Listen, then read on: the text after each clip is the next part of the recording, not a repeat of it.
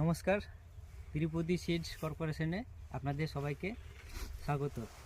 আজকে আমি চলে এসেছি মালদা জেলার চাঁচল থানার অন্তর্গত গোবিন্দপাড়া নামে একটা গ্রামে। আমাদের এক দাদা টিএসসি কোম্পানির 55-33 ভুট্টা চাষ করেছেন, তো সেই ভুট্টাটাই ভিজিট করতে এসেছি। তো দাদার কাছেই জানা যাক যে ভুট্টাটা কখন লাগিয়েছে। তো দাদা নমস্কার। নমস্কার। দাদা ভালো আছেন তো? হ্যাঁ হ্যাঁ ভালো। আপনার নাম? এমডি শামসে আলম, বাড়ি কোথায়?